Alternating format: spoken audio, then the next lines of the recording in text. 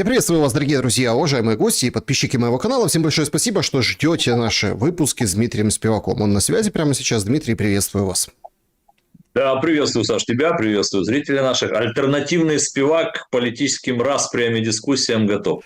Да, Значит, давайте. я же должен там это вот как обязательную уж программу сделать, да, то есть призвать подписаться на твой канал, призываю, и призваться поставить лайк сегодняшнему нашему эфиру. То есть, уважаемые зрители, вам ничего этого не стоит, вам все равно, нам приятно, YouTube полезно, так уж работают эти алгоритмы YouTube, что чем больше ваших лайков, тем расширяется аудитория смотрения. Вот, с вас лайки, а с нас объективный анализ всего того, что происходит, не только аналитика, но и прогноз. Согласитесь, по-моему, неплохой бартер. Так, готов. Да, друзья, значит, это прямой эфир, все как обычно в нашем, скажем так, в нашем формате. Мы призываем вас и подписываться, и лайки ставить, и участвовать в нашей программе. Это можно сделать, оставив свой вопрос заблаговременно, заранее, так подумав, да, взвешенно, или в клубе зрителей Шелеста, или в сообществе YouTube абсолютно открыто. Также всех призываю активничать в чате трансляции. Там у нас для вас опрос. Но чат с вопросами мы подключим в самом финале, поэтому досмотрите, пожалуйста, эфир до конца. QR-код, который видите на экране, если работает сервис, и канал можно поддержать, и прямо на экран вывести, чего хотите, написать, никого не дожидаясь, не дожидаешь нашей сессии ответов на вопросы. Опрос сегодняшнего эфира звучит следующим образом. Пойдет ли Трамп на наземную операцию? Вариант ответов: да, без этого уже не обойтись.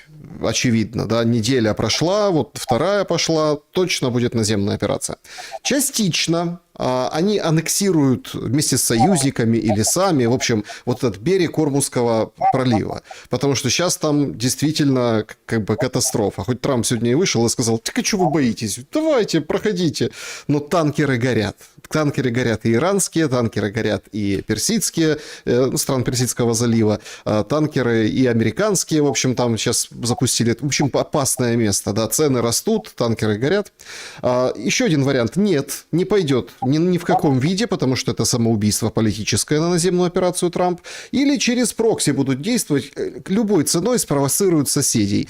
Не Иран, не Азербайджан, так Турцию, не курдов, так сирийцев, не сирийцев, так, ну, в общем, будут действовать вот таким образом, и кто-то таки вторгнется в Иран и займет какую-то территорию. В общем, голосуйте, друзья, это очень интересно. Давайте с этого начнем. Вот прям дискуссия. Идти, не идти войсками сухопутными в Иране. Как вы видите сложившуюся диспозицию, насколько Трамп готов, ну, к многому готов, но вот на это пойдет? Вот хороший у тебя, хороший сейчас такой был момент, да, то есть у меня ответ будет из двух частей. Что касается Трампа, он готов вообще на все.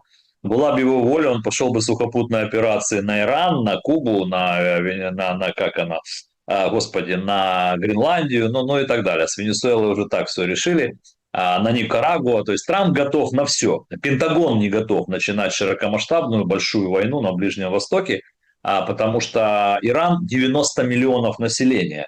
Поэтому, когда мы говорим о вторжении, ну там должна быть группировка, там 300-400 тысяч как минимум, ее там нет. Но и абсолютно это с непредсказуемыми последствиями. Поэтому мой ответ на твой опрос, который ты вот зачитал, ну, по-одесски скажу, что-то между вторым и четвертым пунктом. То есть что-то частичное я вижу. Может быть, спецназ, может быть, с попыткой привлечь, как ты сказал, прокси. Но там, в общем-то, привлекать-то особо некого, потому что иракские курды, ну, как я это вижу, и как я обладаю информацией, иракские курды отказались от этой истории, не очень не хотят быть втянуты, потому что что-то они не видят конечного результата. Света в конце тоннеля они не видят. Они не видят для себя победы, они не очень верят Трампу, что их поддержат. И иракские курды боятся того, что они начнут, зайдут, потом договорятся, значит, Вашингтон и Тегеран, заключат какую-то сделку, Трамп и Алиева, но и то до какого-то определения, то с турками так не получится. То есть, если Реджеп Таyyip Эрдоган почувствует для себя лично, вот лично для него, какие-то бенефиты с этого, если он почувствует, что напав на или аннексировав тот или иной фрагмент иранский, какой-то остров, какую-то часть, ну неважно, То есть если Эрдоган почувствует, что он получает стратегическую инициативу, геополитический бенефит, какую-то, может, экономическую выгоду или еще что-то, да. Если же Эрдоган почувствует, что Израиль и США его используют для своих интересов, то, конечно, нет. Там очень сложная ситуация, потому что Турция же на развилке. Она бы с удовольствием бы напала на Иран, но она не хочет помогать Израилю. Потому что если брать такую приз там, на анти-Израиль, то Турки номер два в том регионе. Ну, номер один это Иран, ну там, может, Хезболла, Хамас, не знаю. Такой совокупный Иран. А номер два анти-Израиль это Турция. Вот поэтому очень сложная позиция у турков. Тем более, что министр иностранных дел Ирана, как бы, значит, говорит, все, зуб даю, это обращаясь к туркам, говорит, это не наши ракеты, мы там по вам не пуляем, не стреляем, и как бы это не мы, поэтому тут, вот, так сказать, и не надо всему этому верить. То есть Иран, конечно, побаивается Турции, поэтому вот не хочет этого. Но турки для себя взвешивают, а зачем? Слухи о том, что там Трамп дал команду готовиться к какой-то штурмовой десантной дивизии, там супер-пупер котики или не котики, там, да, сверхсекретная, сверхмощная и так далее, то это же не военная операция. Это больше похоже тогда на некую специальную операцию, высадка куда-то, да, аннексия чего-то. Но, Саш, мы зрителям должны сказать, на мой взгляд, одну главную новость.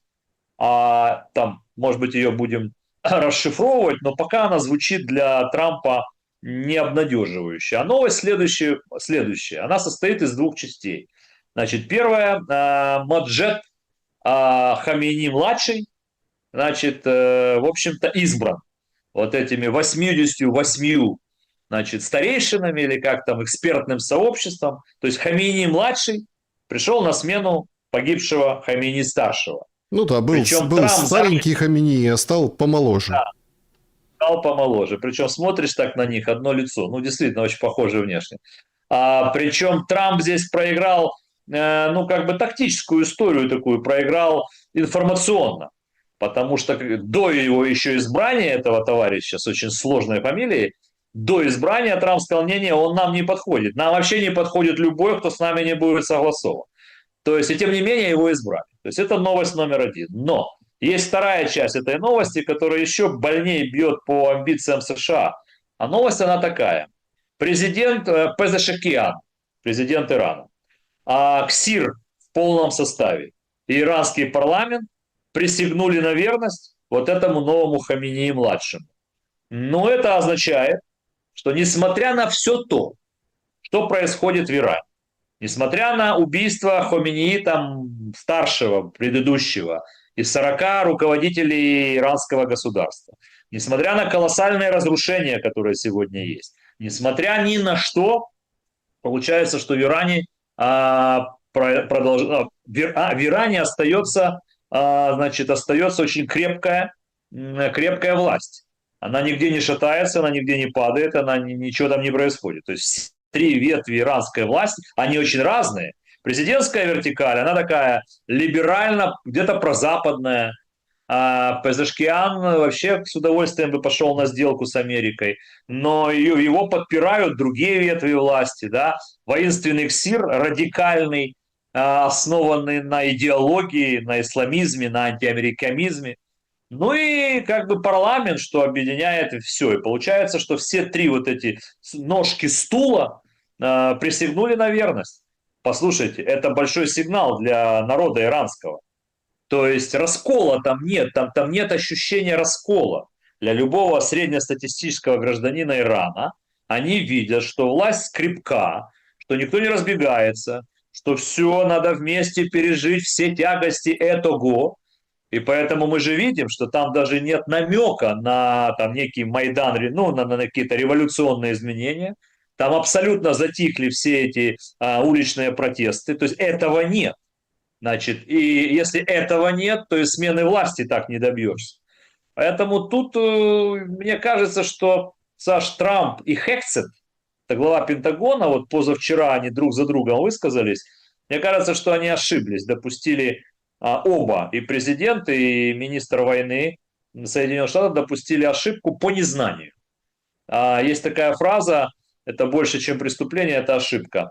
Значит, что Трамп сказал? Ну, там, когда президент, надо напомнить, президент Ирана Пезешкиан обратился, значит, к странам Персидского залива, говорит, ребята, мол, там, не будем больше по вам бить, главное, чтобы с вашей территории, ну, как бы не летело по нам. Ну, сказал и сказал такую примирительную, как бы, штуку, причем, на мой взгляд, достаточно умно, потому что он что имел в виду? Что, смотрите, ребята, там, Бахрейн, Кувейт, Саудовская Аравия, Арабские Эмираты, смотрите, мы же не по вам бьем. Просто на вашей территории военные базы американские, оттуда прилетает нам. Но мы должны же как-то отвечать. Сделайте так, чтобы из американских баз не летело к нам, и мы не будем направлять ракеты и шахеды к вам. Так вот, Трамп, перефразировав эту историю, говорит, о, все, слабаки, сдулись, капитуляция, надо ставить их на колени. Сказал Трамп. Ну и практически там ему вторит Хексет, говорит, Иран должен капитулировать, мы их поставим на колени там в любой форме, там, ну что-то такое, вот капитуляция и поставим на колени. Ну все, для Ирана это, для любого гражданина Ирана, любого, это красная тряпка. 90-миллионный Иран с мощной структурой власти, они не станут на колени, их очень тяжело привести к капитуляции, унижению и так далее, просто по одной причине. Чего вот не знают, судя по всему, ни Трамп, ни Хексет. Они не знают менталитет и историю создания иранского государства, и они не до конца понимают, что такое идеология. Хотя американцы один раз обожглись в Афганистане на талибах, да, 2 десятилетия оккупации, и ничего не дало. И бежали как зайцы в 2020 году, бросали там все. Первая армия мира. Это я, кстати, всегда приводил пример бегства американской армии с Афгана. Приводил пример того, что и первая армия мира проигрывает, и вторая армия мира проигрывает. Любые армии иногда проигрывают. Так вот, Афган и Иран с точки зрения вот непонимания американцами идеологии этой страны, вот продемонстрировано сейчас. Что касается, возвращаюсь к твоему вопросу там, и заканчиваю ответ на эту историю. Что касается там большой сухопутной операции, там война, да, то я думаю, что буря в пустыне, там 91-го, 2003-го, Ирак, и Ливия, и тот же Афган, я думаю, что должны как бы попереджением быть, предупреждением для Трампа. Это совершенно недавняя свежая история. Она не очень хорошо красит Соединенные Штаты, она не очень хороший результат давала Соединенным Штатам. Ну и самое главное, Саш, Трамп очень ограничен во времени. Ему до лета надо успеть закончить не только с Ираном, желательно победоносно для себя, ему надо желательно закончить с Украиной, и ему надо еще успеть заскочить на Кубу. Слишком он четко это пообещал, что кубинской власти осталось недолго. Почему говорю до лета? Ну, потому что осенью, ноябрь выборы, а лето, ну, это такой финишный спурт избирательной кампании, в который, вот в этот финишный спурт, Трамп должен зайти, на его взгляд, как я это вижу, с 3 глобальными геополитическими победами, потому что внутри американской повестки дня побед для Дональда Трампа особых не предвидится. Ни экономических, там, ни особых нет. А поскольку демократы обладают гораздо более мощным инструментом средства массовой информации, нежели команда Трампа, поскольку в оппозиции всегда быть легче, да, и указывать на твои масштабные промахи, то, конечно, демократы всей силой обрушатся на Трампа и так далее. И он это понимает. Вот ему остается внешняя политика. То есть продемонстрировать, насколько он мощный, насколько американская армия там готова подчинить полмира, там, а если не больше, американской идеологии, американской стратегии и так далее. Поэтому вот март, апрель, май, может быть июнь.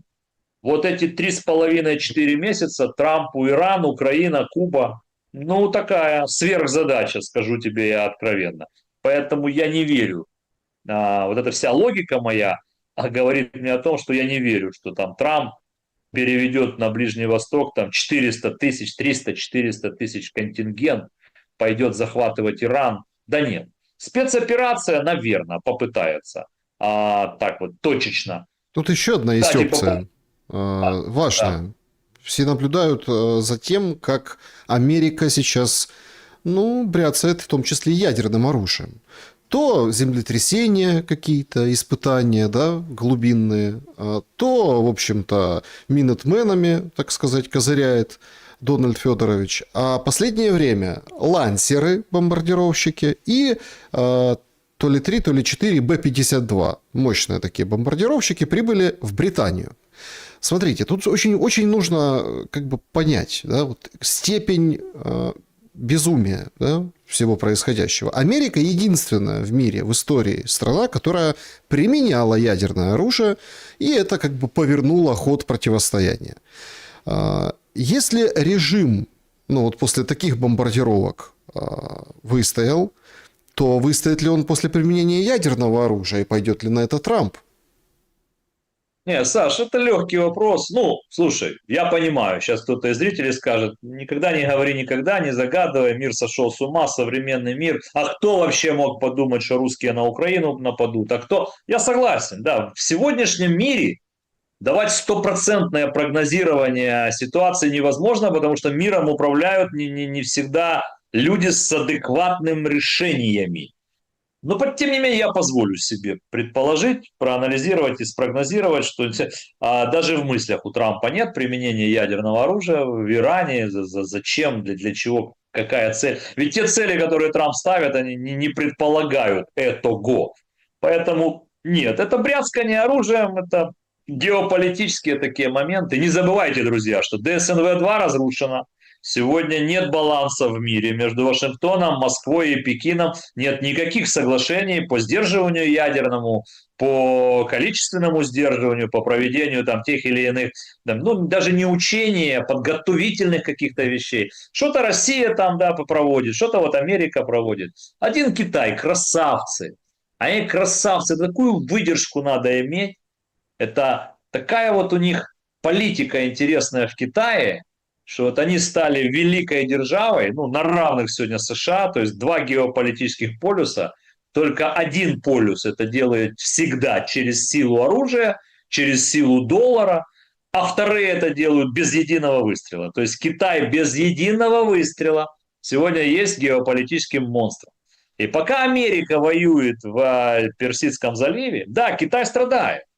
Китай – это наиболее уязвимый сегодня актор вот в этой всей истории, потому что Китай очень импортозависимый с точки зрения нефти, и поэтому венесуэльской нефти они уже лишились, тяжелой нефти, иранской нефти они как бы вот лишаются, остается только российская нефть, Китай вынужден увеличивать объемы, а Россия, конечно, не применет этим воспользоваться и снизит скидку, а значит чуть-чуть снизит свою зависимость от Китая, на небольшой промежуток времени. Китай страдает от этой войны, но Китай настолько умеет выжидать, потому что их величие – это совместное строительство портов, инфраструктуры, технологий, дорог, железных дорог, не знаю, там, терминалов, ну, всего в Африке, в Латинской Америке, на Ближнем Востоке.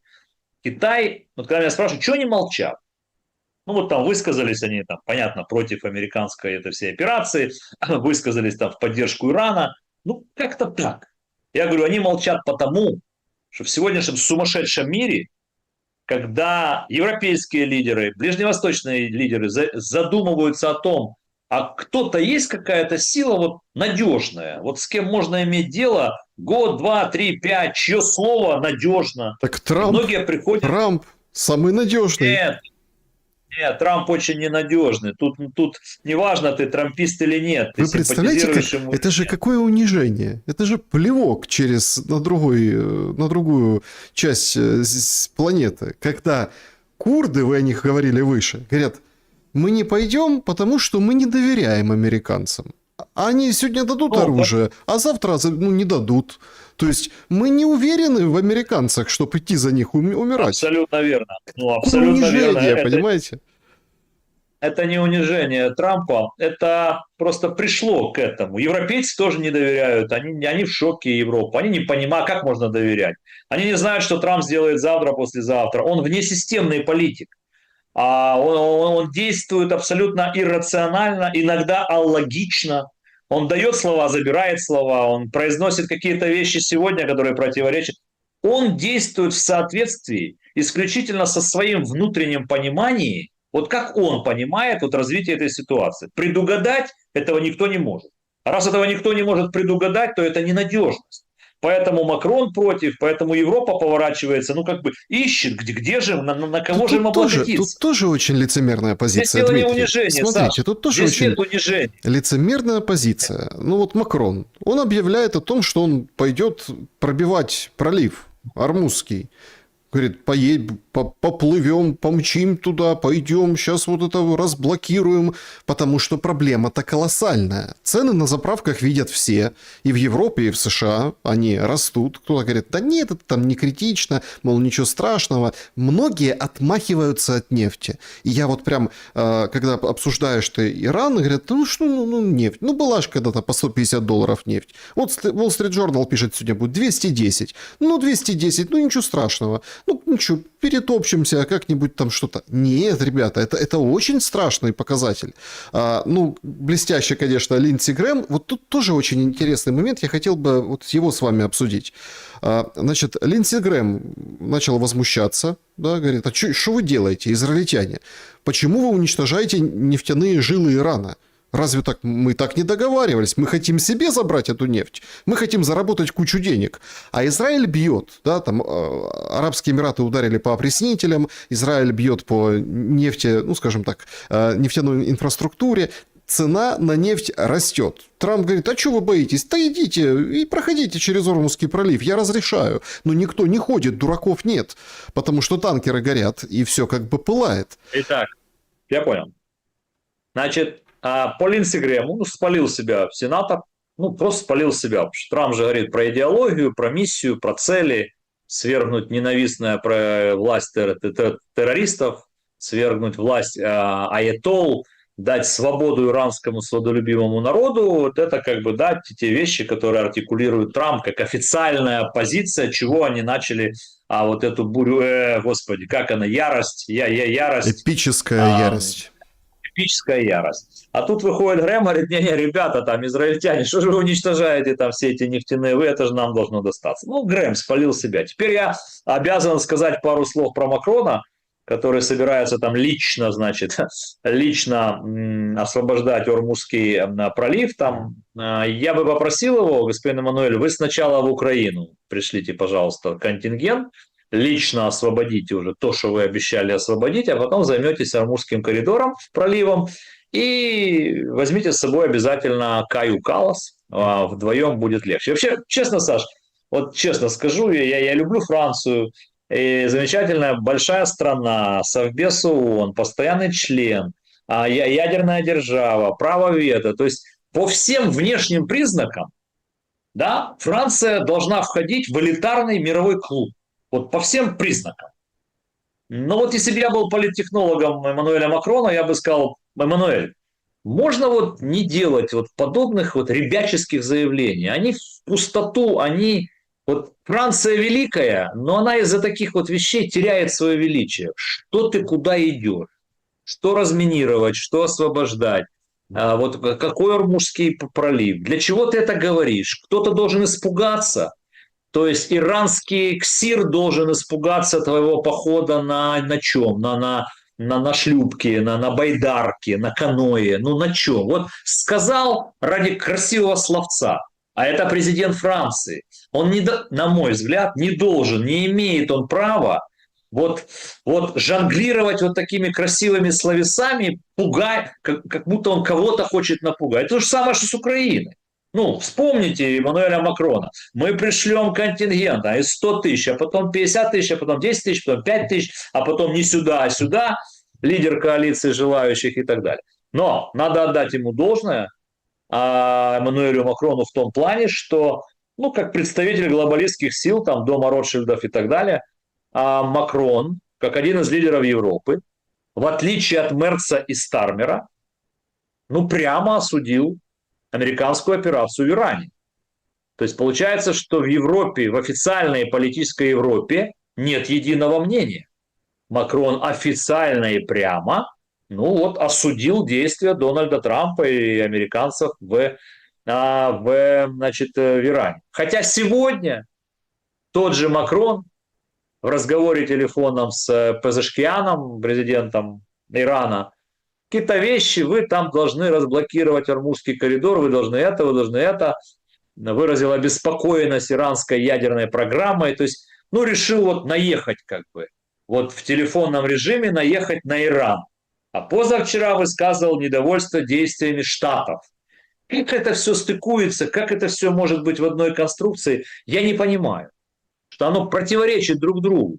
Если ты как бы высказал свое фе по поводу вот этой операции, то ты как бы логично должен то ли поддержать, то ли быть нейтральным. Проходит 2 дня, ты наезжаешь, ну как бы наезжаешь на Иран. Вы должны освободить это, перестать бить по странам Персидского залива. Значит, ваша ядерная программа – это плохо, и это плохо, это вы должны. Я не знаю, что ему ответил президент Ирана. Наверное, ответил, а вы что должны, и почему мы это должны. То есть странно он себя иногда ведет, вот глава французского, ну, государства, президент Франции. Вот странно, я не то, что там пытаюсь, я пытаюсь найти зерно, вот он что хочет. У меня ответ такой. Эммануэль Макрон всеми своими действиями, все время хочет вот на себя надеть желтую майку лидера. Вот в велосипедной гонке есть такая желтая майка лидера. Вот он хочет все время продемонстрировать, что вот он главный европейский переговорщик. Первым он зажигает, надо с русскими. Ну надо, разговаривай. Ты же уже 1,5 месяца тому назад сказал, надо разговаривать с русскими. Но не разговаривает. Зачем сказал, никто не знает. Он первый вот входит в какой-то диалог с Трампом, потом приезжает в Белый дом и как зайчик. Он первый лидер, значит, коалиции желающих, что-то обещает Украине. Первый же он это делал. И очень настойчиво, как каждый там месяц новый саммит коалиции желающих. И вот он все время что-то, да, инициирует. Ничего из этого не происходит. Дальше вот Иран.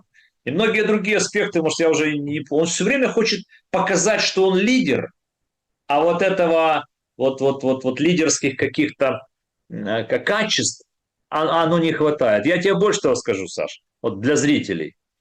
Вот выступила на днях Ангела Меркель, неважно, где она выступила, даже неважно, с чем она выступила. Вот ее никто не слышал и не видел, старушку Меркель, где-то года 4-5 уже, да. Ну, действительно, она не появлялась там в публичном пространстве, там, не дает интервью и так далее, и так далее. Но вот то, что она была 16 лет канцлером, вот есть в ней некая вот тяжеловесность, и приковывают СМИ к каждому ее слову. Вот, а что она сказала? Она уже никто, она пенсионерка. И вот этого не хватает. Слушай, я уже как этот адвокат Макрона. Я вот все время ему подсказываю, чего ему не хватает. Не знаю, для чего оно мне надо, да. Ну, как-то так. Дмитрий, все-таки давайте с Ираном, да, и перейдем плавно к украинским вопросам, да, по украинской тематике пройдемся, как это все повлияет и куда выйдет. Меня интересуют все-таки сроки.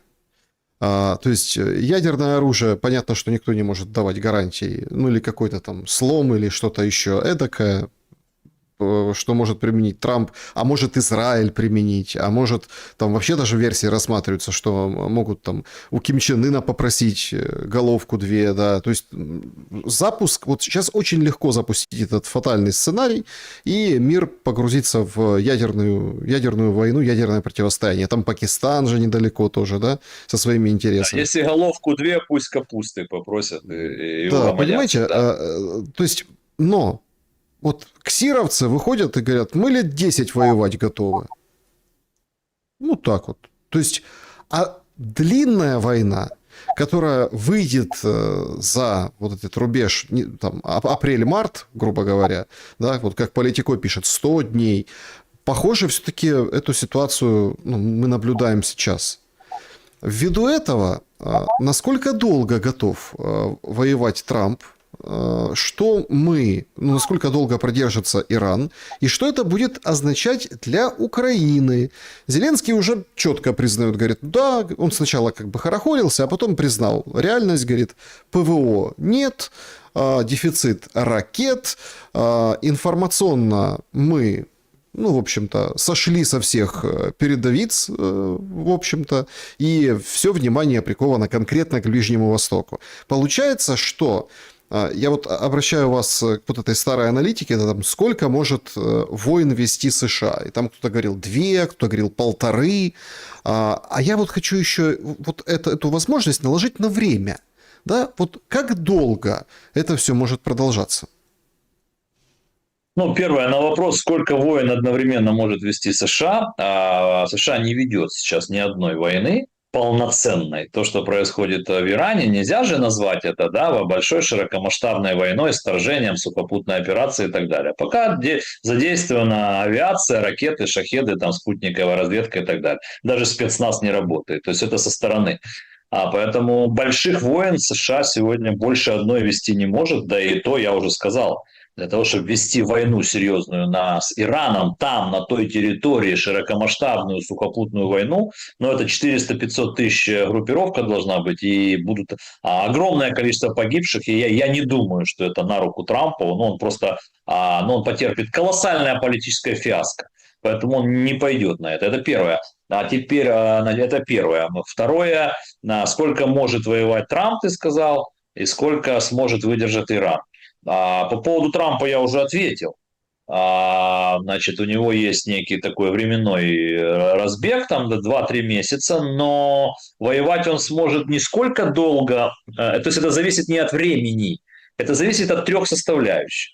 Он может воевать без особых политических для себя потерь, если не будет колоссальных потерь среди личного состава, то есть если не будут погибать американцы.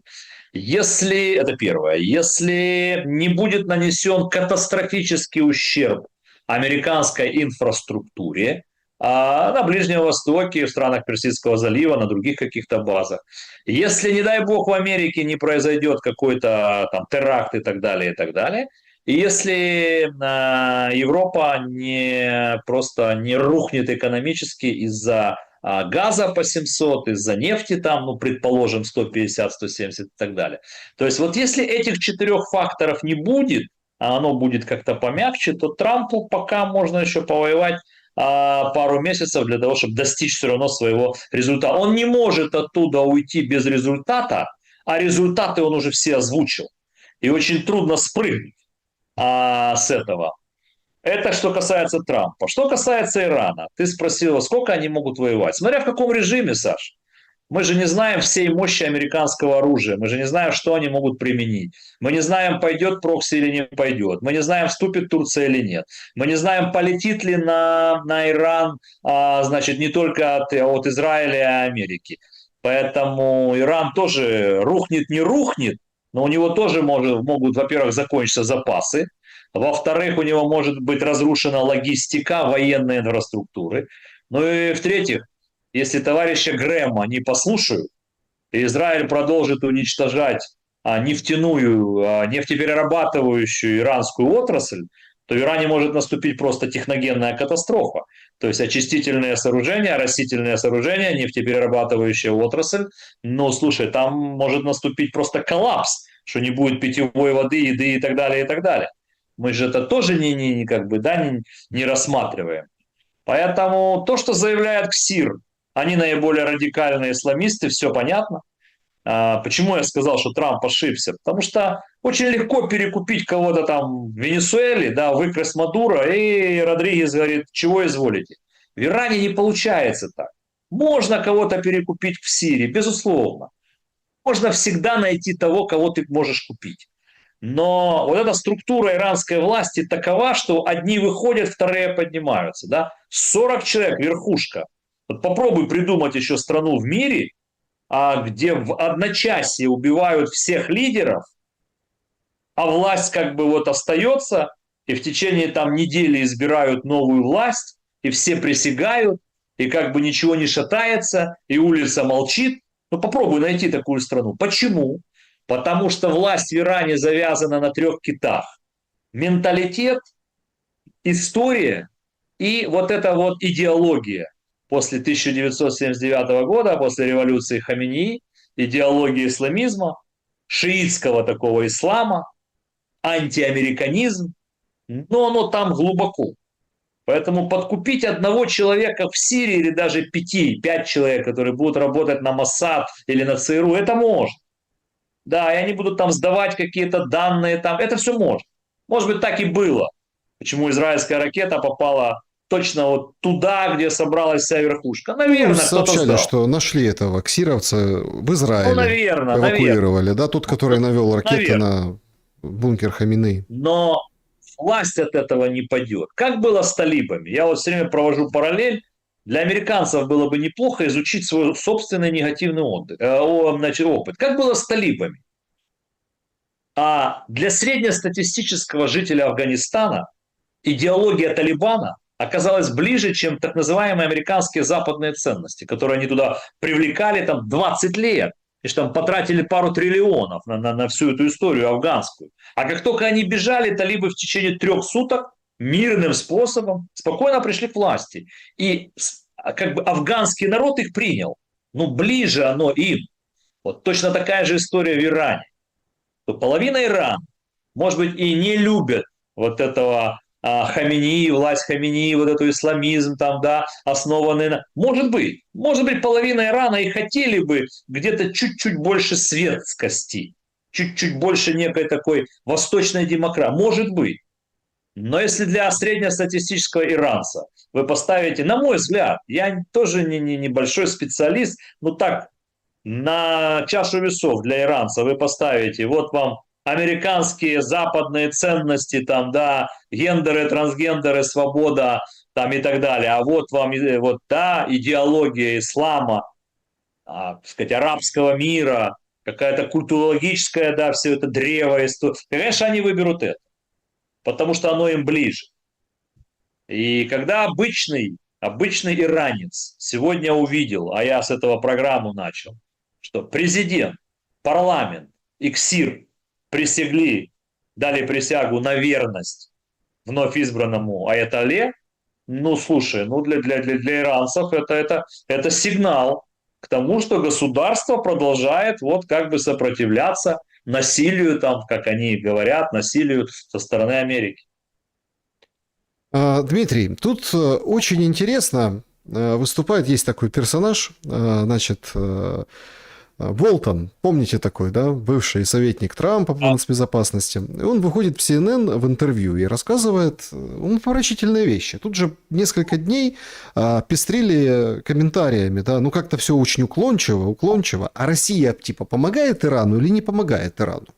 Ну и вот Трамп говорит, да, давайте, следующий вопрос, что вообще это не такая тема. Хекса тоже как-то так вот, даже если типа помогает, ну, мол, смотрите, у нас какой успех, ничего, в общем, эта помощь не дает Ирану. А вот выходит Болтон на CNN и делает очень интересное умозаключение. Говорит, смотрите, если вдруг Трамп скажет Путину, Путин, что это ты, не помогай Ирану? А Путин возьмет и в ответ скажет, Трамп, а что это ты Украине? Не помогай Украине разведданными. Речь же идет о разведданных, речь идет об вот этой истории. Ну, то есть, такая очень интересная тема в контексте помощи России. Одни говорят, что Россия как бы в стороне, и сейчас делают очень интересный разворот по своему нефтяному и газовому рынку. Они говорят, Европа, до побачення. То есть, нет, ну, Словакия, Венгрия, конечно. А вообще надо перестраиваться на тех надежных покупателей, которые всегда будут у нас покупать, а не как вот эта Европа, то санкции, то еще что-то.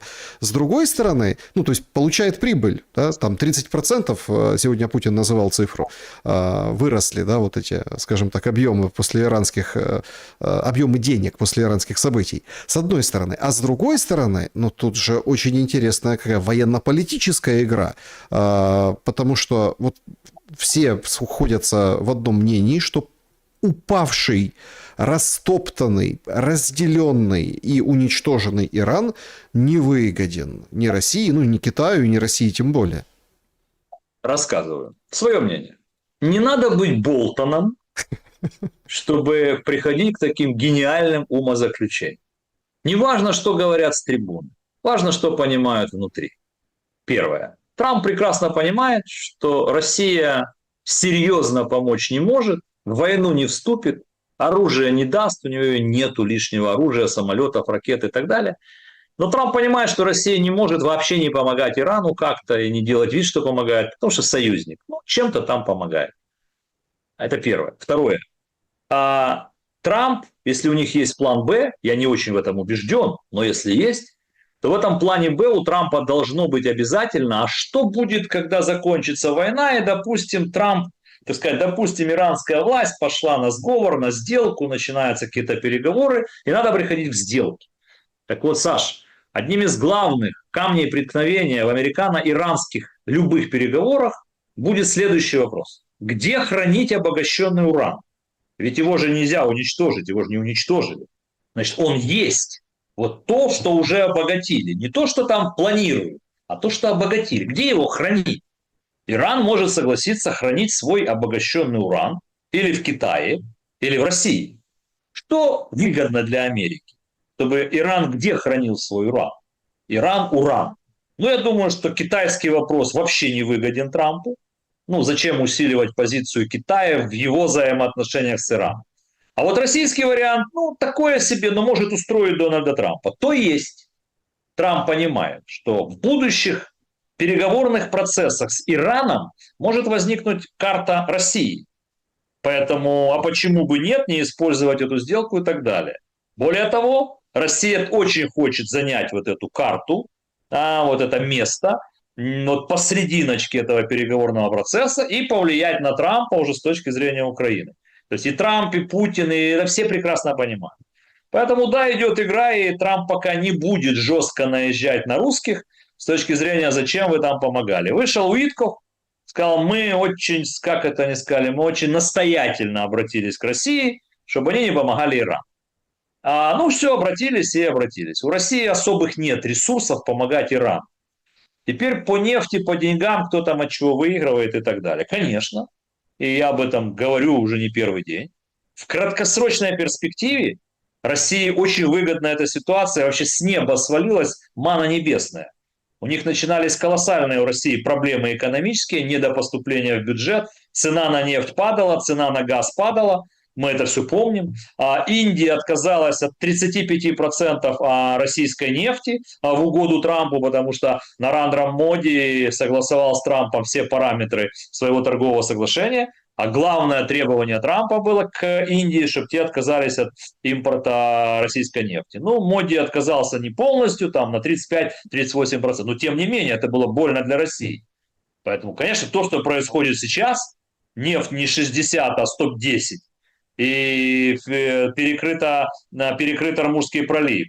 И, значит, всем нужна российская нефть. Они увеличивают рынок, они увеличивают там, на 50% цену, огромные поступления сейчас в бюджет, поэтому в краткосрочной перспективе для России выгодно, чтобы все, что ситуация, которая происходит сегодня в Иране, чтобы она продолжалась. Ну, как минимум месяц-два, не меньше. Тогда Россия как бы, да, пополнит свой бюджет достаточно серьезно, переформатирует рынок, переиначить свои отношения с той же Индией, потому что Индия уже вернулась к закупкам российской нефти. Поэтому для России в краткосрочной перспективе это выгодно. Но я также говорю свою позицию, она не меняется, что в среднесрочной перспективе Россия проиграет.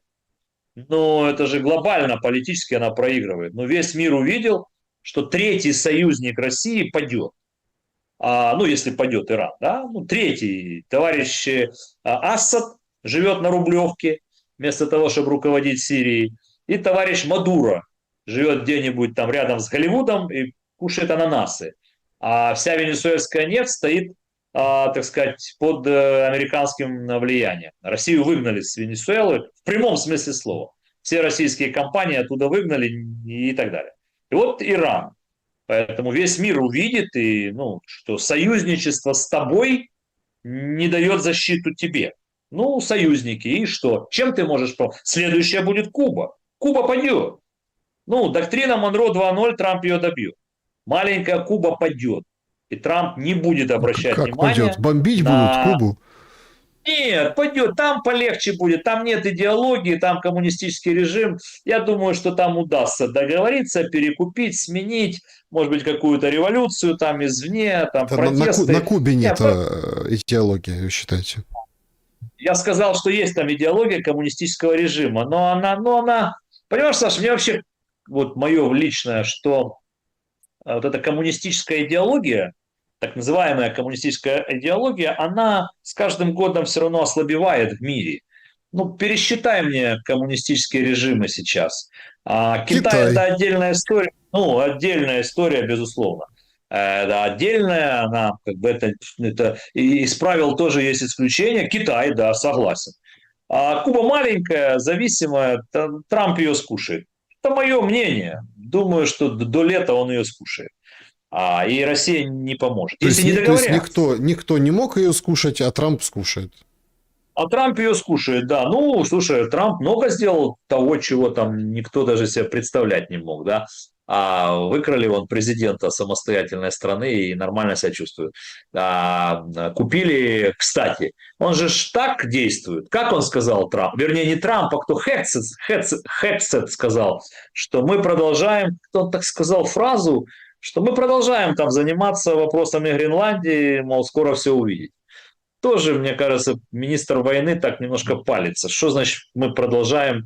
Что вы продолжаете? Какие-то там подрывные действия вы продолжаете? Не знаю. Ну и Трамп сказал по Кубе, что готовьтесь, там вы следующий и так далее. Поэтому в среднесрочной и в долгосрочной перспективе Россия проиграет, и уже проиграла. Просто по одному простому примеру. Я вам Кому сейчас его проиграет? приведу. Подождите, тут же... Американцам, Стойте.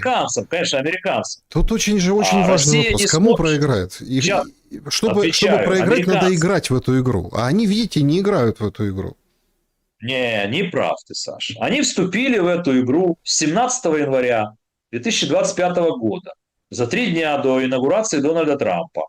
Показательно на весь мир и торжественно заключили союзнический договор с Ираном, продемонстрировав всему миру, что Россия и Иран, ну, союзники, там, помогают друг другу, имеют общие там, стратегические цели и задачи и так далее, и так далее. Трамп забил болт на все это союзничество и бомбит уже второй раз Иран, зная четко, что Россия не впишется.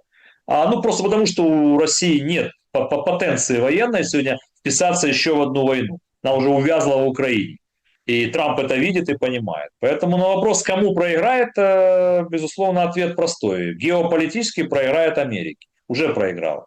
Но пока Россия сейчас будет наживать деньги, это выигрыш тактический. Много денег наживут, им выгодно это. Смотри, что происходит. Ормузский пролив закрыт, большая часть нефтеперерабатывающей инфраструктуры Кувейта, Катара, Бахрейна, Саудовской Аравии снизили свои производственные мощности. И получается, что Европа страдает, Ближний Восток, Китай, Индия как не в себя закупают российскую нефть. Нефть стоит там 100 уже и плюс, газ в Европе 700. Путин грозится перенаправить газовые потоки от Европы, забрать там, перенаправить куда-то.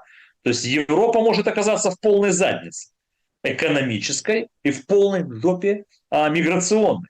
Потому что если продолжится вот эта вся история на Ближнем Востоке, то Европу захлынет, или как это сказать, захлестнет миграционные потоки, Европа может не справиться с этим.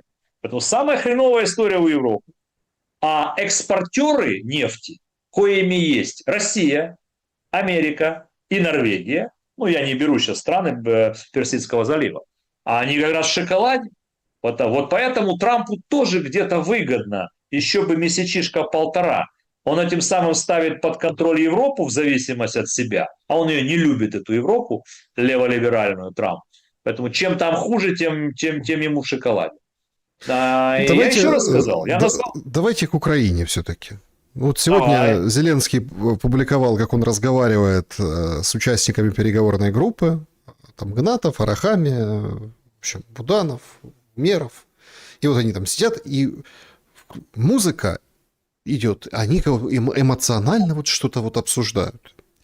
И сегодня, кстати, очень интересно прошла информация, что 11 марта будут переговоры, а потом ее опроверг Литвин, советник Зеленского, и, в общем, под этой публикацией самого Зеленского понятно, что война в Иране откладывается встреча. Поразительно, как все откладывается. Слушайте, Кушнер и Витков в Израиль не летят, хотя должны были бы. В общем, нет, отменили этот визит. Все же подумали, ну понятно, да, вот будет же встреча. И эту встречу как-то вот отложили. А, вот поэтому я и задаю вопрос, надолго это, ненадолго, понимаете? То есть есть ли какая-то Не, Саш, перспектива я у понял. переговорного процесса по Украине? И почему? Ну, мне кажется, что тут просто пригвоздили, привязали сами, да, там, с украинской стороны ситуацию в Иране. Я думаю, что там проблема, наверное, не вокруг Ирана по поводу переговоров. Это просто хороший повод сказать всем, ну, видите, что происходит, мир как трясет. Поэтому и не встречаемся. Первое, значит, Уитков, Кушнер, ты затеял, ну, сказал об этом, отменили свой визит в Израиль. Действительно, я об этом забыл сказать. Это очень важная история. Нехорошая история. Она говорит о том, что Нетаньяху не преклонен. И Нетаньяху, судя по всему, заручился поддержкой глобального израильского лобби в Штатах, которые, непреклонно бить до конца, уничтожать до конца, нефтеперерабатывающий комплекс Ирана, значит нефтеперерабатывающий комплекс. То есть все, Израиль стал на тропу войны, а Уитков и Кушнер это же не ястребы, это голуби мира. Они ехали к Нетаньяху, попытаться, как-то сконструировать будущую модель переговорного процесса.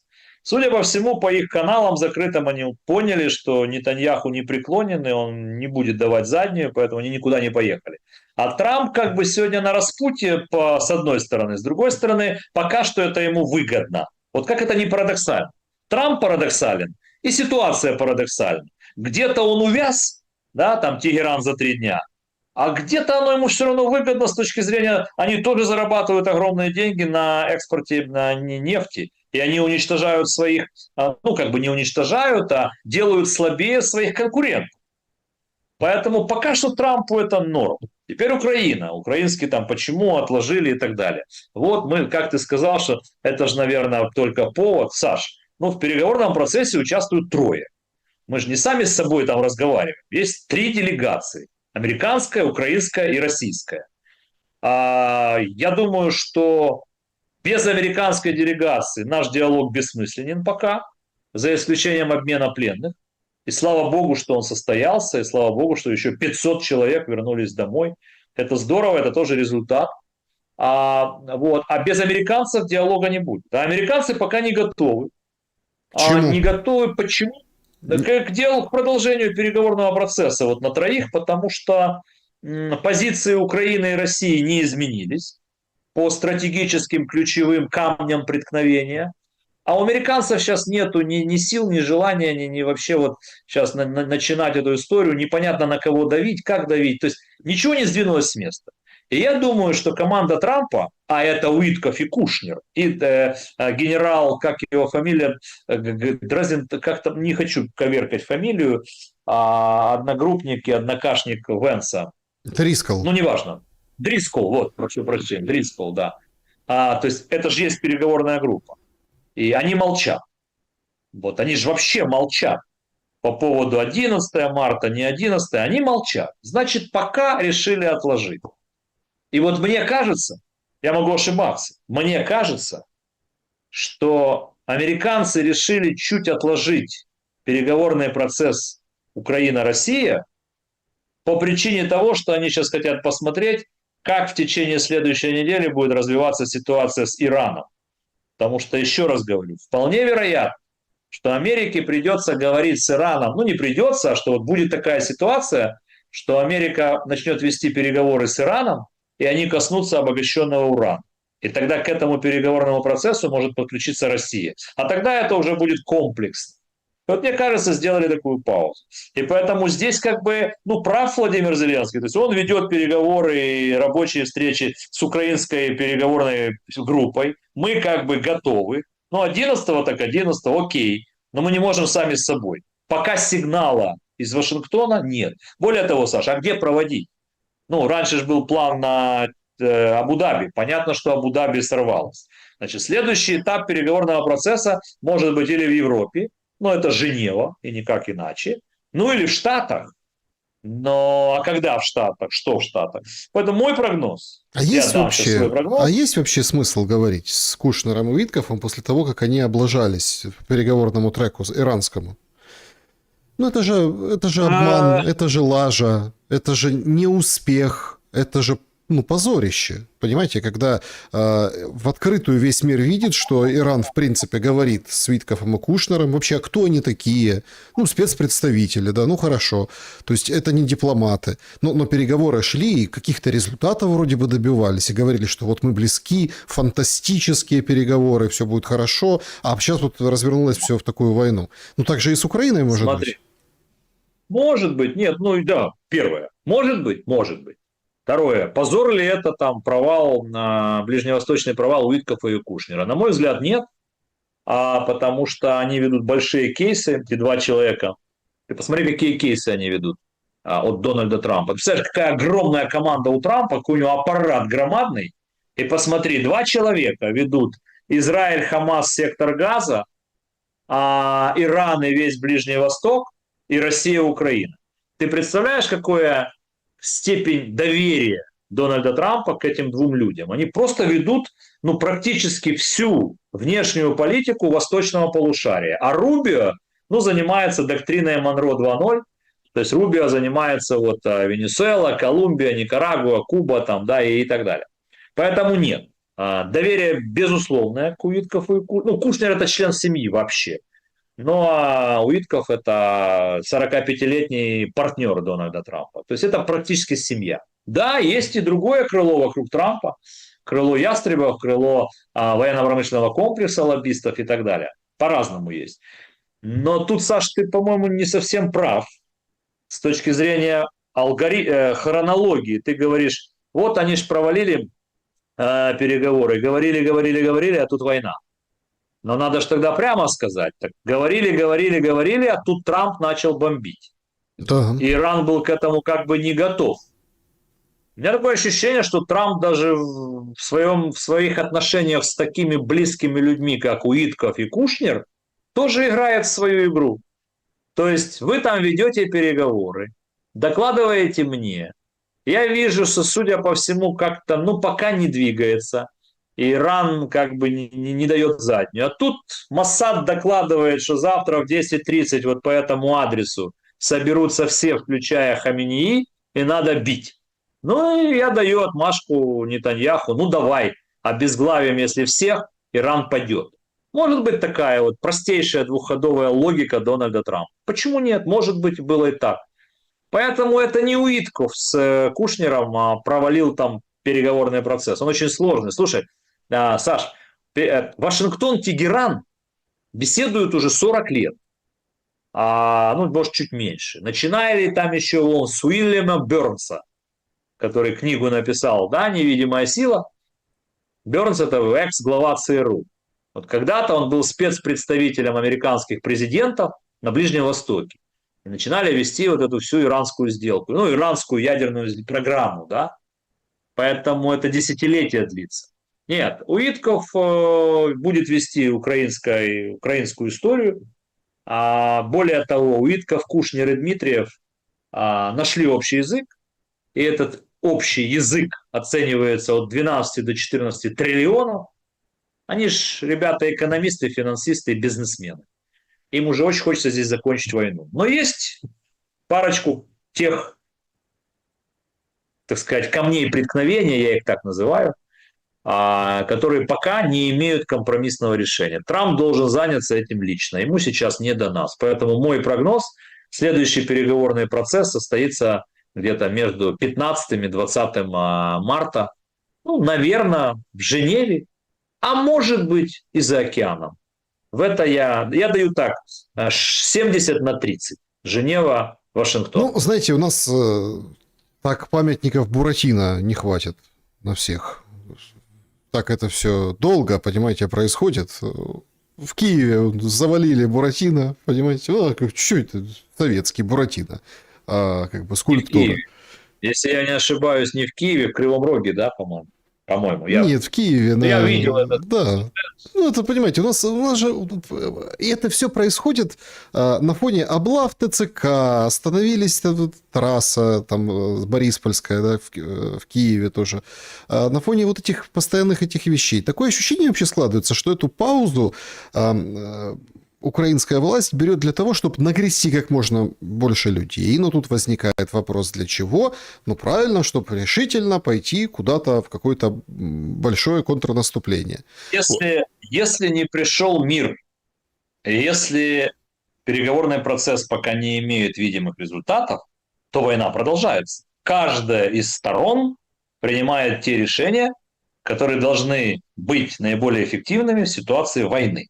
Служба безопасности Украины там бьет по Новороссийску и повреждает 2 фрегата, один из которых, значит, адмирал Эссен, да, носитель 8 калибров, второй адмирал Макаров. Дальше, значит, в Крыму там уничтожаются там какие-то несколько зенитных установок. То есть идет война, спецслужбы проводят свои операции на поле боя, там свой театр военных действий. Мобилизация в одной стороне такая, в другой стороне такая.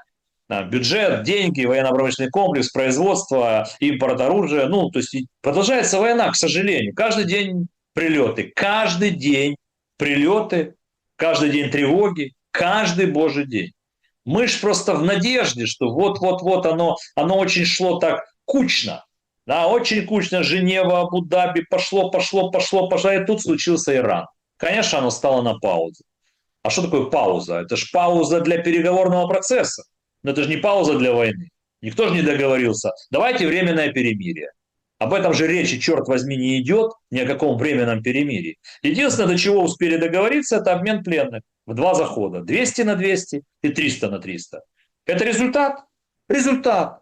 В гуманитарном кейсе. В политическом, территориальном пока нет. Давайте подождем еще неделю. Ну что ж тут сделаешь-то? Да, друзья, подведем итоги нашего сегодняшнего вопроса. Они такие. Пойдет ли Трамп на наземную операцию? Значит, тут Макрон вышел, пока мы с вами говорили, в Блумберге. В Блумберге вышло 2 таких интересных публикации. Одна о том, что теперь понятна стратегия Ирана. Это нанести максимальный экономический ущерб США.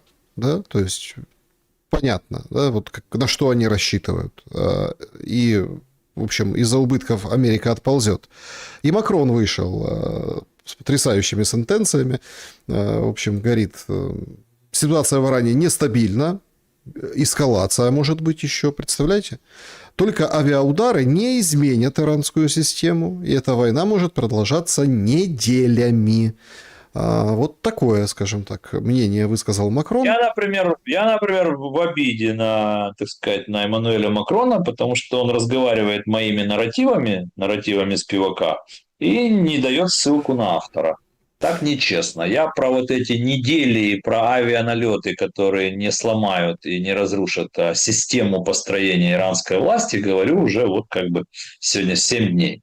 Но я сказал об этом первый, так что, товарищ Макрон, так нечестно. Занесите там французский круассан. Да, занесите в протокол, пожалуйста. Значит, пойдет ли Трамп на наземную операцию? 13% да, без этого уже никак. 20% частично аннексируют, берег какой-то, будут обеспечивать Ормузский пролив. 30% нет, это самоубийство. Ну и 38% считают, что через прокси будут участвовать в наземной операции, кого-то таки подтолкнут. Ну вот сегодня по Турции летело опять, Азербайджан. Смотри, отлично. Ну вот так думают наши люди. Отлично. 2-й и 4-й вопрос, о котором я говорил, набрали у тебя 58%, правильно? Получается, что наша вот позиция, которую вот я сегодня озвучивал, там делал расклад вот в нашей с тобой программе, и голосование зрителей, как бы вот совпали, 58%. Единственное, у меня есть просьба, вот мы пока в прямом эфире, может быть, кто-то успеет. У меня просьба к тем 13%, которые ответили, значит, положительно на первый пункт. То обязательно, да, нас там операция сухопутная, другого выхода нет или что и так далее. Напишите, пожалуйста, если вам не сложно, как вы это видите. То есть сколько солдат должно быть, танков, там, бронетехники. Как вы это видите, что такое сухопутная операция Соединенных Штатов Америки на Ближнем Востоке против Ирана? Как вы это видите? И, я бы с удовольствием подискутировал. Да, друзья, Интересно. Значит, поехали к вопросам непосредственно вашим. Спасибо большое, что оставляете эти вопросы. Значит, Ну, это так, шутит, наверное. Ну, каждой шутки есть доля шутки. Иван из клуба зрителей. Дмитрий, вопрос, загадка. Угадайте действующих лиц. В Средиземье живут эльфы, которые всю свою историю сначала учили жизни, а затем дробили и грабили другие расы. В стране орков есть много чего пограбить, и черный властелин как-то даже предупредил, что если что, то будет бить первым. Вопрос. На что рассчитывал Гондор, который вписал себе в Конституцию, что готов стать главной пограничной крепостью этих самых эльфов-мародеров? Иван, хлопните односолодово соточку. Можно без колы, можно с кусочком льда, и пройдет, отпустит. Я шучу, не обижайтесь, вы классно все написали эзоповым языком. Ну классно, мы все поняли. Кто кого там учит, это к Фредовичу. Кто там в уворках, кто что вписал, мы тоже все поняли. Замечательно. Вы, наверное, творческий человек, а как любой творческий человек, ваши творческие вот эти вещи, они как бы, в общем, ну, то есть, на что мне ответить? Это же был не вопрос, а вы продемонстрировали свой интересный такой своеобразный подход к Мгм. политике. Так что вам Алексей. аплодисмент. Алексей пишет. Добрый вечер, Александр, Дмитрий. Дмитрий, вам нужно молиться на Залужного. Пока некоторые готовились к шашлыкам, он заминировал побережье Одессы и спас город от русского десанта. Все успехи украинской армии в 22-м связаны с Залужным. Да и в Британию он ехать не хотел, Зеленский, избавляясь от конкурентов. Есть вообще по этому поводу у вас возражения? С уважением, Алексей пишет.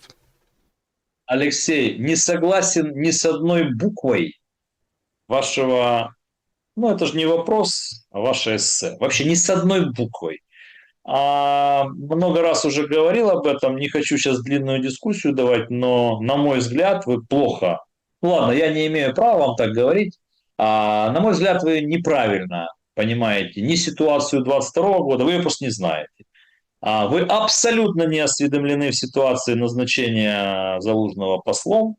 Вот, это счастье для него, он молиться должен на президента Зеленского, что 2 года тому назад он ушел на гражданку и прекрасно себя чувствует в Лондоне, иначе сейчас он был бы не икона, его сейчас все гнобили бы, как это делают, значит, с Сырским там и так далее.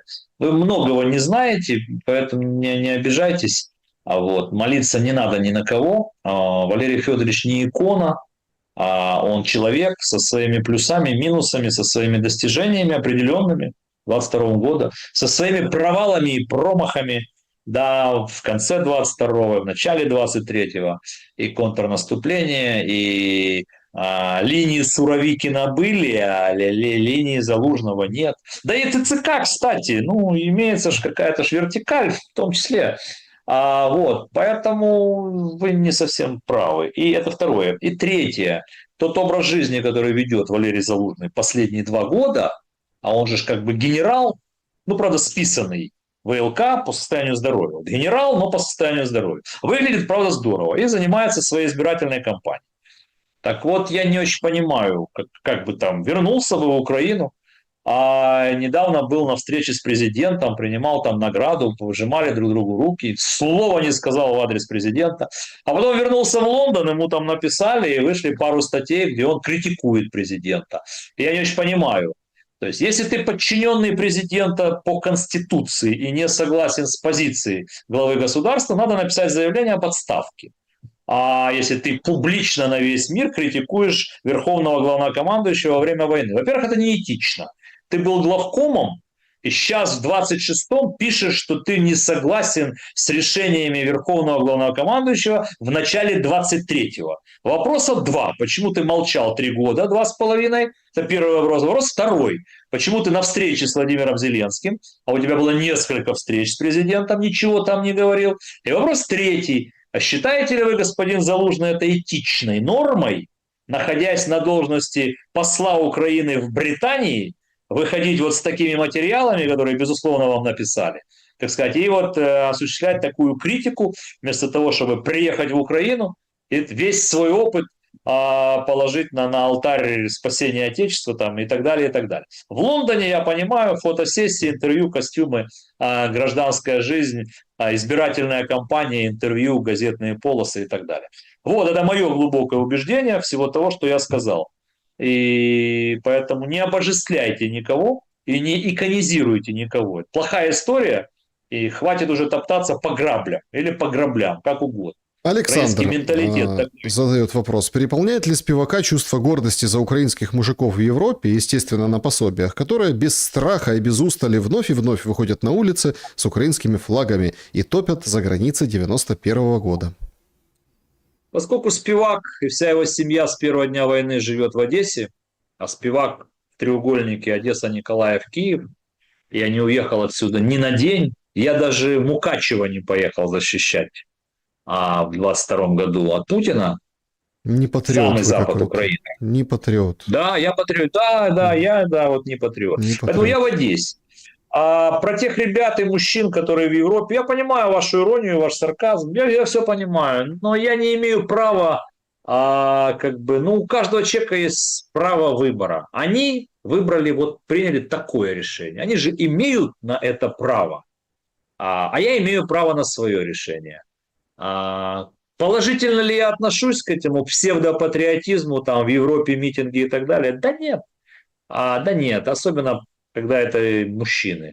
Но кто-то уехал в Европу, кто-то у нас тут элита, вся бронированная, забронированная, все эти грантоедовские организации, прокуроры, дети, депутаты и так далее, и так далее. Мир несправедлив. И в данной ситуации справедливости нет. Но еще раз, друзья, у каждого есть право выбора. И, наверное, мы не вправе судить кого-то. И я не вправе судить кого-то. Я могу свое мнение сказать, как я к этому отношусь. Но раз я в Одессе, а не в Европе, то, наверное, мое отношение к этому понятное. Но учить жизни, как любят прозападні товариші, учить мене, якою мовою там треба мені любити батьківщину, якою мовою треба бути патріотом, а якою ні.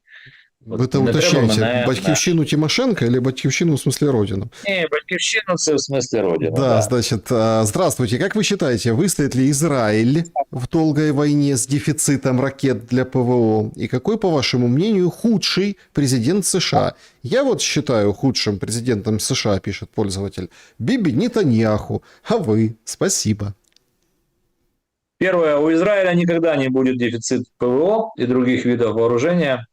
У Израиля абсолютно эксклюзивный союзнический договор с Соединенными Штатами Америки, колоссальное израильское лобби внутри США, в том числе военно-промышленный комплекс, в том числе в банковской системе и структуры. У Израиля всегда будет достаточно денег и всегда будет достаточно вооружений. Это первое. Второе, в большой долгосрочной войне на Ближнем Востоке у Израиля плохие шансы, потому что 9-миллионный Израиль находится в окружении 200-миллионного арабского мира. Поэтому если там начнется глобальная заваруха, печальная история.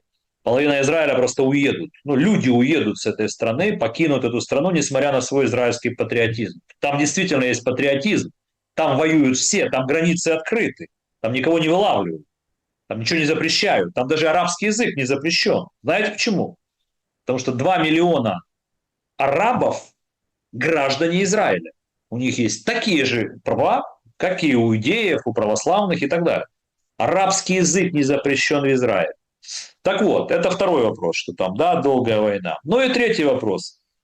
Я не могу давать оценку худшему или лучшему президенту США, я там не живу и не знаю нюансов американской жизни, но ваша ирония по поводу Биби Нетаньяху как худшего президента США принимается, потому что действительно Нетаньяху втягивает Трампа и втянул Трампа в эту историю уже не первую. Ему это удается. Находит он какие-то ключики, он или те, кто лоббирует эту историю, какие-то ключики к Трампу находит. И поэтому, почему он худший для Америки президент? Ведь то, что происходит сегодня в Иране, то, что происходит там Хамас, сектор Газа, что плохого Америке, кстати, вот так если разобраться? Пока бенефиты у них превышают недостачу. А дальше посмотрим. Победителей не судят, важен результат. Значит, здравствуйте, Василий из Одессы вам пишет. Дмитрий, ранее в эфирах на канале Шелест и в прошлом эфире вы муссируете тему транзит товаров через Украину в Европу. Даже с учетом подлючести моего характера, я с вами не могу не согласиться. Но вопрос. Скажите мне, пожалуйста, как вас понять? Вы одновременно ратуете за Украину как транзитный хаб и поддерживаете власть, которая дискредитировала себя в этой сфере международных экономических отношений и продолжает последовательно дискредитировать себя. Ну, допустим, нефтепровод «Дружба», газораспределительная станция в Судже, бравада по поводу якобы украинского участия в подрыве Северного потока. Спасибо вам за ответ. Мира и добра. Ну и по скриптум про кидалово китайцев с инвестициями в Украину я вообще и вспоминать не буду. Несмотря на, как это, ваш характер, какой там, вот, злючий какой там характер? Подлючий. Да? Подлючий характер, с удовольствием вам отвечу. Нет никаких противоречий в том, что я говорю. По поводу нашей внешней политики, которая, на мой взгляд, недальновидна, я говорю в каждой программе. Дело же не в трубопроводе «Дружба». Дело в том, что для того, чтобы быть связующим звеном Азии и Европы, надо немножко повернуться туда, где Восток, где страны Персидского залива, Китай, Индия. Надо налаживать с ними отношения. Не хочу тратить время, я об этом говорю каждый день. Поэтому в данном аспекте я как раз не поддерживаю те методы дипломатии, которые ведет Украина. И говорю, что наша однобокая зависимость, Штаты, Бриты, Штаты и обратно, и как бы мы не поворачиваемся вправо, это неправильная история. А географически Украина находится в таком месте и так расположена, что мы можем быть действительно очень мощным мостом. И поскольку весь мир сейчас сражается за логистику, за коридоры, за маршруты, весь мир, маленький Ормузский коридор, смотрите, так мы можем стать глобальным коридором между Азией и Европой. Мы можем быть выгодны Китаю, Индии, шелковый путь, большой путь, да как угодно, через Казахстан, через Среднюю Азию. Строй, строй и строй называется. Да, и вот тебе приходят инвестиции с запада и с востока. Вот ты участвуешь в больших глобальных сделках. Вот это и есть, кстати, и может быть твоей гарантией безопасности. А то, что мы вводим санкции против китайских компаний, для чего мы это делаем, я не очень понимаю. Китайцы переживут эти санкции. Более того, Китай же торговый партнер наш номер один. А китайский импорт для нас номер один на 19 миллиардов по году. Так вот, если у нас торговое такое сальдо с Китаем, то почему же мы с ними не налаживаем экономические, политические контакты? Мне сложно сказать. Поэтому тут противоречий у меня нету. Угу. Так, значит, вот такой вопрос еще. От Матвея. Дмитрий, как квалифицировать участие украинских солдат в конфликте США и Ирана? Неужели это введение агрессивной войны? Не получилось ли так, что все жертвы войны были принесены не ради суверенитета, а ради переноса украинского суверенитета из Москвы в Вашингтон? Рубио уже называл Украину прокси-силой США. Та ли это роль, за которую стоит биться? Вот такой вопрос. Хороший вопрос. Солдат не будет украинских в полном понимании этого слова в Иране. Это специалисты, не в Иране, а вот в иранском смысле, там, кризисе, да. Какие-то специалисты, инженеры, инструкторы по работе с шахедами, про противовоздушной обороне, противошахедной обороне. Если попросят у украинцев, то туда поедут, потому что 4 года такого опыта, как есть у Украины, нет в мире ни у кого. Может быть, у Ирана есть. Да, они чуть ли не родоначальники всей этой шахедной истории, но в странах Персидского залива, конечно, дети по сравнению с опытом Украины. Поэтому если попросят, то это налаживает, в общем-то, контакты, коммуникацию. Это никак не отразится в отрицательную сторону на театр военных действий в Украине. А что касается нашей зависимости по многим аспектам от Соединенных Штатов Америки, то это правда. А что касается таких откровений Рубио, то они плохие, неприятные для Украины. Я не слышал, кстати, подобного, но если вы правы, то это плохая история. Хотя надо проверить. Вот я такого от него прям не слышал. Не, это было еще год назад. Это было еще. Да, год назад он говорит, это наша прокси-война. Украина это наш прокси. Прям открыто.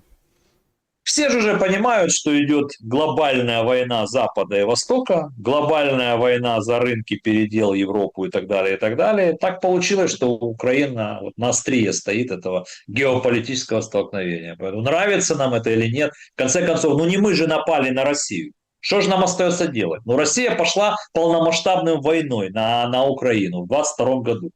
А дальше уже включаются другие вещи, там Я Запад, вот Восток, здесь, геополитика, смотрите, территории и так я далее. вот здесь все-таки, вы понимаете, как вот все же изменилось. Вот все изменилось.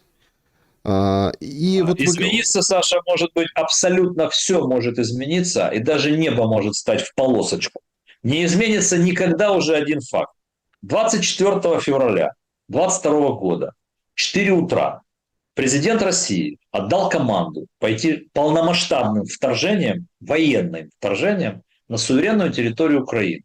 С тех пор прошло 4 года, пошел 5-й год самой кровопролитной войны в истории человечества со времен Второй мировой войны. Вот это абсолютный медицинский факт, а вот все остальное, вот это уже политическая трескотня. Почему она началась? А можно ли было предотвратить? А кто этого не сделал? А роль Запада? А НАТО? А мы? А русские? А Европа? А что кто мог? Да, это можно размышлять часами. Можно. И можно даже к чему-то прийти. У каждого будет свое мнение. Любую войну, наверное, можно предотвратить. Вообще задача человечества войны не допускать. Ну, Дональд Трамп по-другому себя ну, я вот иногда просто тоже. наблюдаю за Венсом. Он так, Да, будущий президент. он очень аккуратен по поводу истории с Ираном. Он не рассказывает, как Хексет, о том, что там религиозный подтекст есть. Он не рассказывает о том, что там дурной аятолла там бомбу соорудит и уничтожит человечество, а мы тут спасители.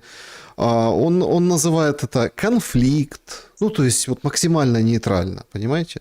И все ведь Джей Ди уже Венс, поменялось. Джей Ди Венс умный чувак. В отличие от Хексета, а Джей Ди Венс ведет долгую игру в долгую, свою политическую игру. Поэтому он очень осторожен и выверен в каждых своих политических оценках. Что Хексету? Сегодня глава Пентагона, завтра в отставке. Какие проблемы? Джей Ди Венс играет в долгую. Задача Джей Ди Венса в 2028 году стать президентом Соединенных Штатов Америки. Задача Джей Ди Венса в том числе на Ближнем Востоке сыграть определенную свою роль. Поэтому он не шарахается, чтобы потом ему не вспоминали. А ты помнишь вот такие вещи радикальные говорил? Поэтому он Да. очень умно себя ведет. Значит, чат трансляции вживую. Давайте немножко тоже пообщаемся со зрителями. Тут Лара говорит, а Спивак может то же самое сказать, повторить про США сегодня? Не слабо ему? Что сказать? Ну, вот как вы про Россию сказали, про медицинский. А вот про США не слабо Спиваку так? Точно так же Я сказать. ж всю программу, вот мы же всю программу об этом говорили. Да, неделю назад Дональд Трамп начал военную операцию против Ирана. Да, полностью разрушив остатки международного порядка, правил и так далее, и так далее. Плевать он хотел на все эти догмы, нормы и так далее. Дональд Трамп строит свой мировой порядок. Ну, сколько об этом можно говорить? Что там слабо, не слабо? Ну, выкрал президента себе Мадуро, ну и окей, весь мир проглотил это. Пошел Дональд Трамп дальше. Сегодня есть только право силы. Как говорил Мао Цзэдун, у кого винтовка, у того и сила. У Дональда Трампа сила есть. А у других, которые хотели бы так же не получается. Вы же не можете себе представить ситуацию, что какая-то другая страна придет куда-то, арестует кого-то президента, вывезет и скажет, нефть будет наша. Ну, нет второй такой силы, кроме американской. А в нарушении это всего и вся. Ну, нарушение, конечно. Просто они ничего не нарушили уже. Просто ничего уже не существует. Миропорядок демонтирован. Вот Дональд Трамп, как это, знаете, как бронетранспортер, и никто не знает, как на это реагировать. ООН молчит. Кстати, в БРИКС там определенный раскол тоже есть. Потому что Китай и Россия как бы осудили действия США, а Индия и Бразилия как бы молчат. ЮАР как бы молчит. То есть это вся ситуация, да, Трамп ставит своих партнеров, друзей, оппонентов и противников, Трамп умеет ставить в очень неловкое такое положение. Никто не понимает, как реагировать на его действия.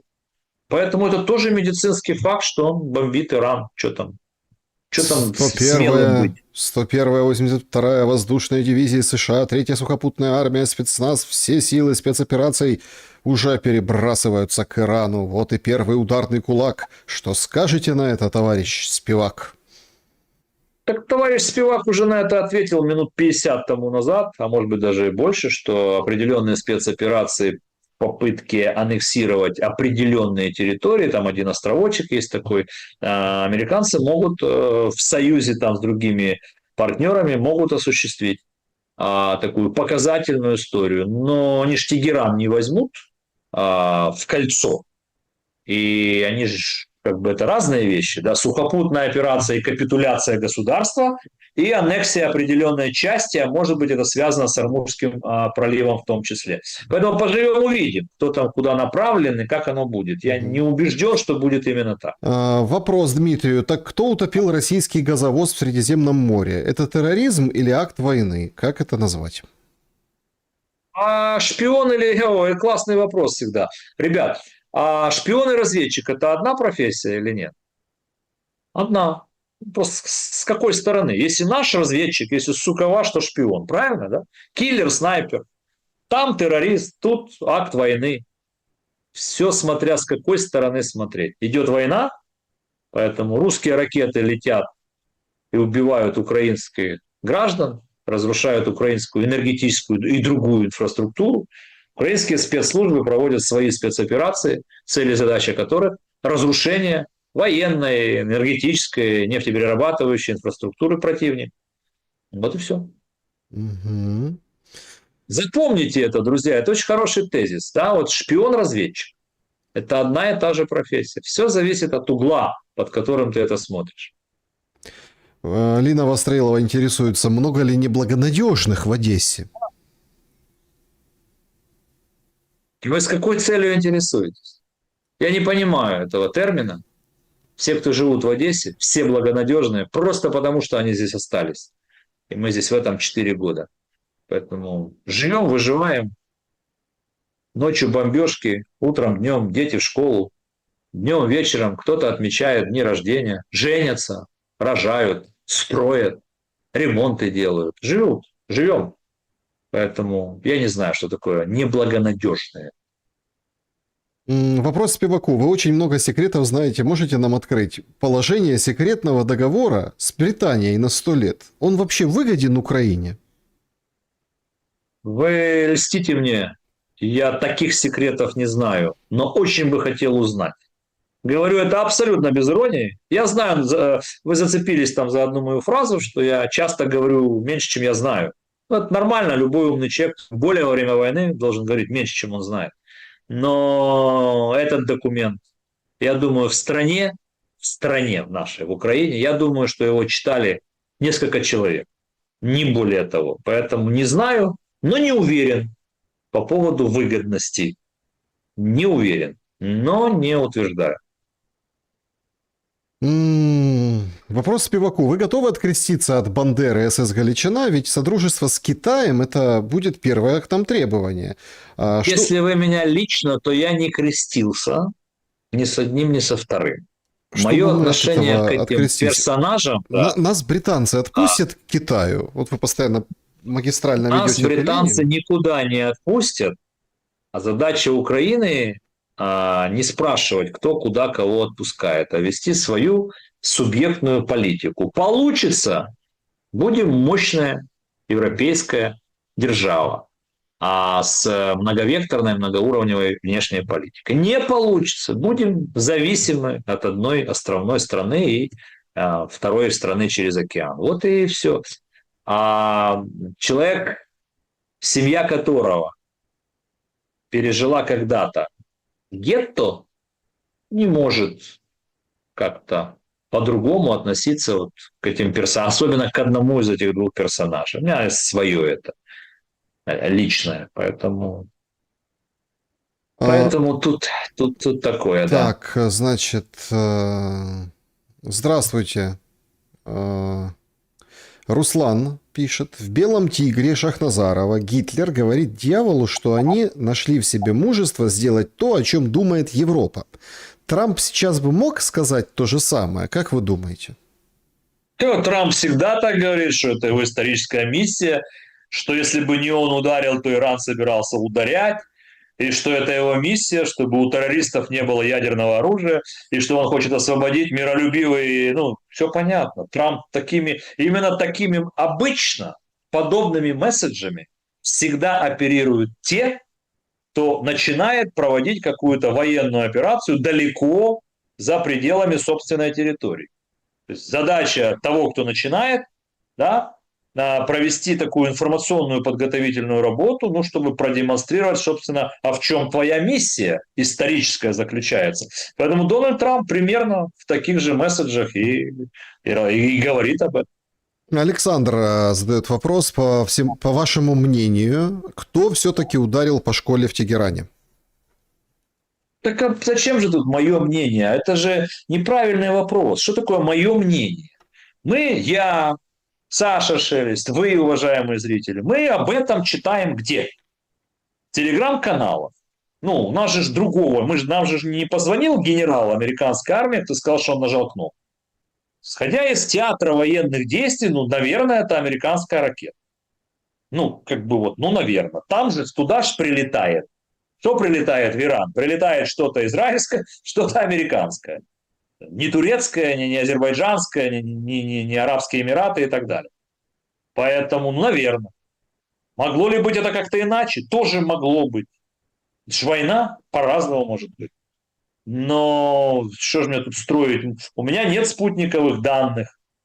Как оно там было, откуда чего прилетело, какая траектория, ну и так далее. Как это все военные определяют. Ну, как бы, наверное, американский. Почему мир молчит, вы хотите спросить? Вы же знаете ответ на этот вопрос. Что положено Юпитеру? Право силы победителей не судят.